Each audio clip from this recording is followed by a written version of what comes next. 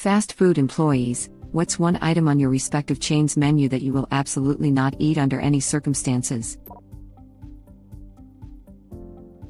Former BK employee of 6 years here. The food was actually good if it was fresh. The issue is the staff/management. Sauce bottles would never get completely emptied and cleaned. People wouldn't change their gloves between doing different tasks, or would be texting with those gloves then make your food.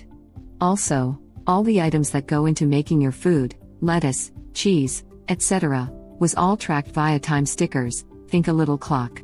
So if you brought out new cheese, the rules were it could only be left at room temp for 4 hours. If you brought it out at 12, you'd mark the sticker for 4 p.m., at that point you should have thrown it away. Well, that never happened. Everything got stickers replaced to make sure they were always good in case of surprise inspection. Whenever I train people, I gave a few rules to live by. 1. If it's dirty, clean it. 2. If it's out of place, organize it. 3. If you wouldn't eat it, don't serve it. From a customer perspective, always order your food with a slight modification, light mayo. This will ensure your food is made fresh instead of you getting one that has been made previously to speed things up. However, can't guarantee the food it's being made with is fresh. I can't eat Burger King anymore due to my family overeating it, but when I did, I always ordered the crispy chicken sandwich but with no tomatoes or lettuce. It wasn't uncommon for me to notice that they had just plucked those off.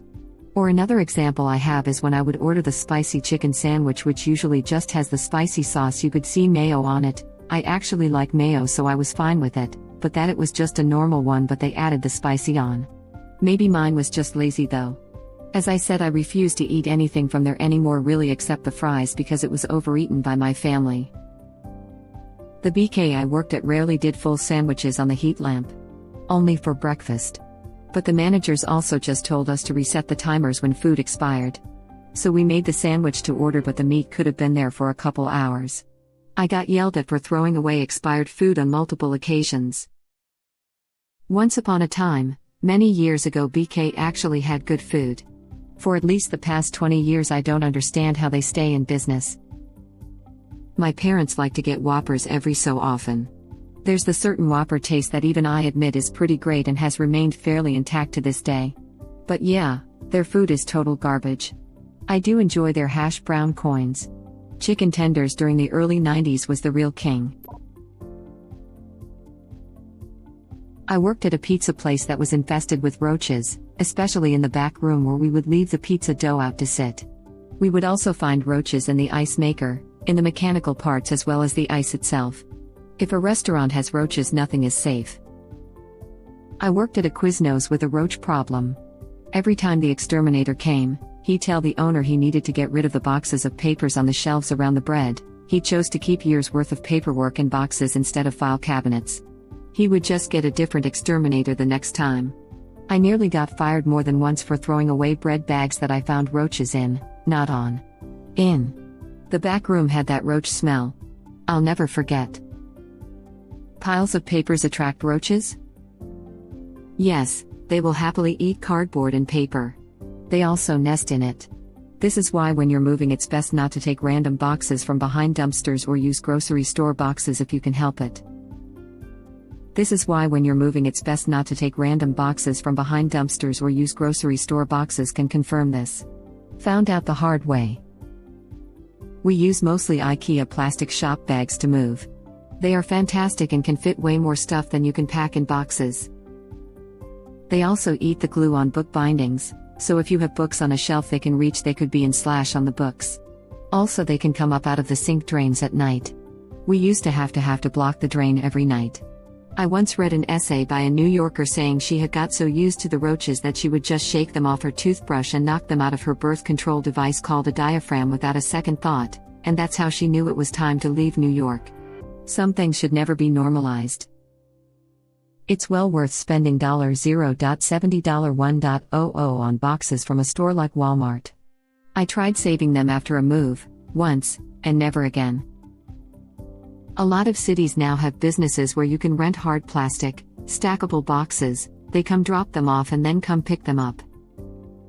I bought a soda on a New Jersey boardwalk stand and walked back to my motel room. It was in a large cup of ice and I thought I was sucking on an ice cube, but it was a large roach moving in my mouth. Still makes me sick 30 years later thinking about it. That is just bad management not caring about a major problem because they either don't know or don't care. My bro managed a Wiener Schnitzel. Unbelievably, they catered lunch for a few local high schools. As did Amici's Pizza. The chili wasn't up to school standard and they had to add more meat to it in order to pass LAUSD code. Of course they used old burgers, dogs, and expired ground beef from the freezer. Bro bluntly told me, never eat our chili. Took me too long to figure out that dogs are hot dogs. They're lying to you though, they don't even have 50% of real dog meat in those. What kind of fancy school has the budget to order fast food for everyone? Used to work at a small fast food place, and during training my manager got mad at me for throwing out slimy corn. She showed me how she would just rinse the slime off in the sink and put it back. I find corn suspicious now. That would or should be against safe food codes. I guess nobody wanted to report them. Of course it was/is, but the real disgusting thing is that plenty of workers don't care about this. I always threw out the bad stuff when my manager wasn't looking/wasn't around. Yay, true. I know what it's like when co-workers don't want to rock the boat and you have to keep quiet because you need work. It just stinks. In my country we have the whistleblower law, still doesn't stop the bullying or sacking. Yep, 100% against food safety codes. Slimy food means that bacteria has multiplied enough, and died enough, to create that slime, which depending on the bacteria, may also be full of toxins they excrete through digestion or decomposition. Bacteria can be killed with conventional cooking methods. Toxins cannot. If it smells off, throw it out. If it feels off, throw it out. If it tastes off, throw it out. When in doubt, throw it out. If it smells off, throw it out. If it feels off, throw it out. If it tastes off, throw it out. This is how my grandmom always decided if food in the fridge was still good. Is it slimy? Does it smell? No? It's fine. I've never had food poisoning, so I guess it works. Do I dare ask what slimy corn is? I assume it's just the kind of wetness/slime that develops when vegetables are getting past their prime. For example, if you leave a package of lettuce in the fridge a bit too long, you may notice the leaves are getting slimy and limp. I would guess that's what original poster was talking about. It's a great name for a punk band. Slimy Corn, the Corn cover band. I was a shift supervisor at a fast food place, and years later, I still refused to eat anything with ice cream in it. The machine we had was always covered in mold and spoiled cream, while the owner's fix was to scrape off a layer of mold and spray some Clorox on it. It depends on the place and management. I used to work at DQ, and our manager was extraordinarily anal about cleanliness. DQ does random audits, and failing one is a huge knock against your business. Thank you for restoring my faith in DQ. That's the only place I ever order ice cream, so it's a relief to know I haven't been eating moldy ice cream.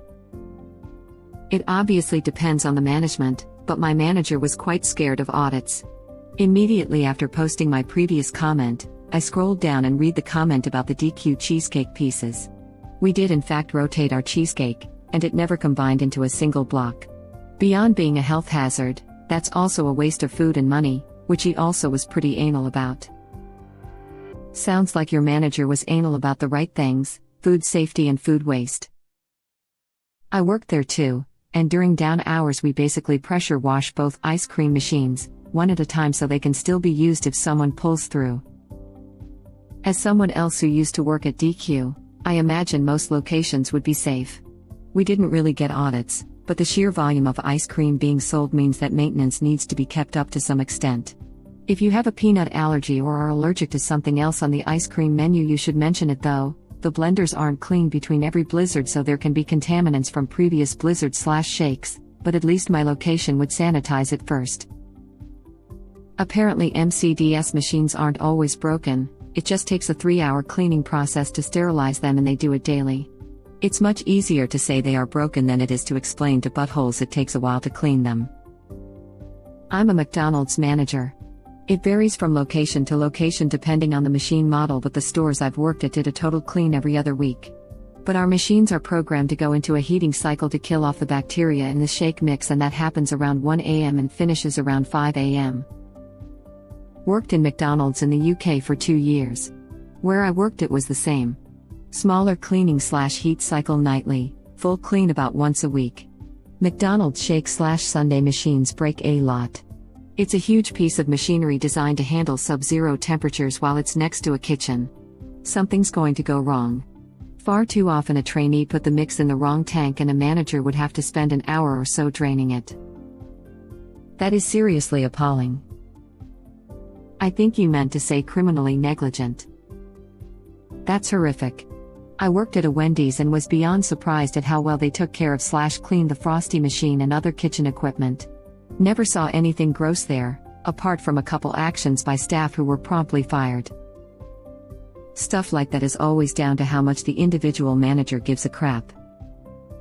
Exactly, people like to crap on companies for having dirty machines, but I am sure none of those companies have a SOP manual that says never clean the machines. It's the responsibility of the manager, and if they neglect to do so, it's the responsibility of the worker to complain to corporate, instead of just telling people not to order these items. Corporate definitely wants clean machines, and definitely tells their franchise to keep them clean, and would definitely fire managers if they saw this sort of crap. That said, they absolutely don't request monthly pictures of clean machines, and branch cleanliness is likely either not really a target stat, or is a very low value one, and sales and profits and reduced waste are probably very high. So managers will tend to sacrifice cleanliness to meet other targets. Upper management tends to keep a watchful eye this way, in a sort of make us money, don't get effed cutting corners, don't be caught. Our official stance is everything good for profit, and everything legal, but if you make more money by cutting corners and nobody notices, then that's good. They'd never admit it, of course, but they designed their targets this way. There are no chains where the number one priority of corporate is cleanliness. But they do care about quality consistency. If your food tastes bad, or looks different than other stores, that's not good. I think this is a common problem. I used to work for a place with an ice cream machine too. We would completely drain and clean the machine several times a week. Once we were covering another store and I went to refill the ice cream hopper. It was absolutely disgusting. They clearly hadn't done it in weeks if not months. I even took pics, it was that bad. The moldy dried ice cream actually had to be chiseled off. Sorry about the graininess, this was like over 10 years ago. Web link. I regret all the ice cream cones I've ever gotten from fast food places now. I'm suspicious of all soda machines for this reason. Had a friend in high school warn us not to drink from the local movie theater drink machine after he started working there. That place closed soon after. Now if I can't see in a machine, I don't trust it. I think this also saved me some bad nights at bars in town after college. Sometimes bar taps aren't cleaned properly, or at all, and that gets grody fast. I was wondering when I'd find a comment on bar taps. I live in San Diego, California, so we have tons and tons of bars to choose from, so it was easy to recognize when something was wrong.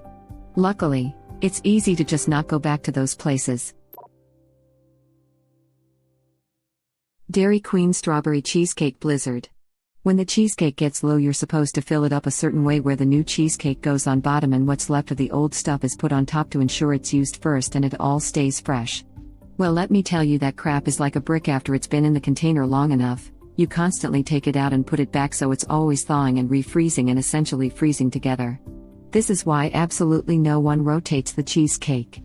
I once dropped the cheesecake container onto the tile and the chunk in bottom cracked in half and came out. It had become almost like 98% mold. We've been using it without rotating it for months. I worked at a Culver's, similar to DQ, and if I recall correctly, we avoided that problem by just filling a second container when the first was low and using the first till it was completely empty, so that old and new never mixed inside the container. The one that grossed me out though was brownie batter. We made brownie batter by filling a container part way with brownie bites, adding water, and then mashing until it was the consistency of batter. It wasn't unsafe or anything, just gross, And I never order brownie batter treats anywhere in case they follow the same process. Thank you for not ruining Culver's for me. Bless. Glad to be of service. Granted, I didn't work in the kitchen, only front of house and ice cream, but I never witnessed anything that turned me off other than the texture of those brownies when I was mashing them. Absolutely hated it when they started making us say welcome to delicious, as it was the dumbest greeting ever, but that's a small grievance to have. I was a cook in the kitchen at Culver's. We immaculately clean everything and all the food was pretty top quality. I just had this last night. Why op? It was my favorite dessert item there. Also, anything else I should avoid there? As someone who has worked in DQ for years, this has to be a slow location. The cheesecake in a busy location almost always runs out before you would refill. A good location would also have clean replacement containers and throw out the cheesecake after expiry. I work at one too, and at the end of every night we completely replace it no matter how full it is. It's better to waste what amounts to $2 of cheesecake than to give someone some sort of illness. DQ was my first job, too. This is what we did.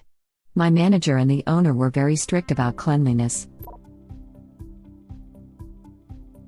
I worked at Wendy's. Nobody ever effing orders the home-style chicken, so if you do, it's probably been sitting in a warmer tray for an hour or two, since we just can't afford to throw out the old ones all the time but have to keep some on hand. It will probably be hard and dry and we probably won't give you a refund. I want some fresh food.